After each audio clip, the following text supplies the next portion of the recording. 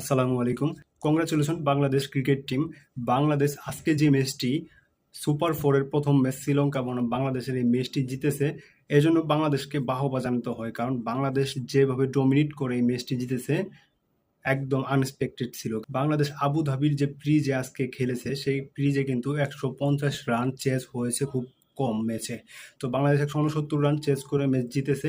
এটি কিন্তু এক বিগ স্কোর বলতে পারেন ওই প্রিজে। এশিয়া কাপ খেলতে আসার আগে অনেক লিজেন্ড প্লেয়াররা বাংলাদেশকে নিয়ে অনেক মন্তব্য করেছে যে বাংলাদেশ একটি ম্যাচ জিততে পারবে বা কোয়ালিফাই করতে পারবে না বা সুপার ফোরে যেতে পারবে না। সেই বাংলাদেশ কিন্তু সুপার ফোরে এসে প্রথম ম্যাচে শ্রীলঙ্কাকে হারিয়ে দিয়েছে এবং এমনভাবে হারিয়ে দিয়েছে শ্রীলঙ্কা সারা জীবন মনে রাখবে। ফাইনালের দৌড়ে কিন্তু বাংলাদেশ এক ধাপ এগিয়ে গেল।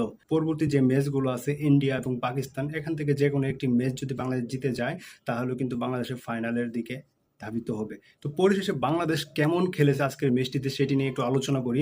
বাংলাদেশ যখন টসে যেটা ফিল্ডিং এর সিদ্ধান্ত নেয় তখনই বুঝতে পেরেছি যে বাংলাদেশের প্ল্যানিংটা অন্যরকম।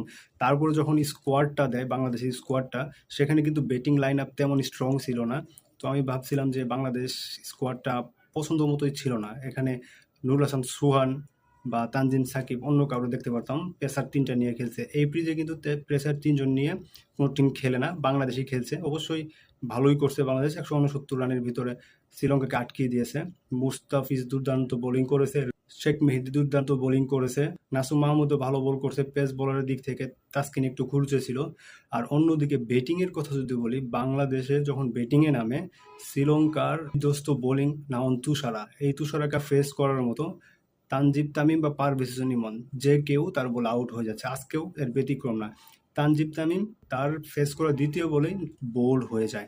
তারপরে বাংলাদেশের তখন বুঝতেছিলাম যে বাংলাদেশ হয়তো ম্যাচটা হেরে যাবে, কারণ শুরুতেই যেভাবে ব্যাক শুরুতে পড়ে গেল।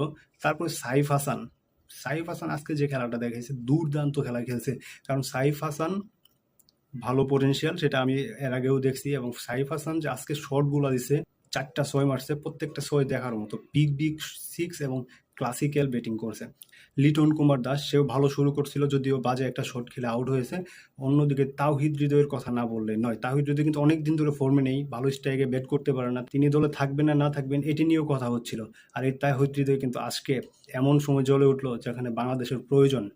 সো তাহিদ হৃদয়কে এখানে বাহবা দিতে হবে। অন্যদিকে বাকি ব্যাটাররাও ভালো করছে।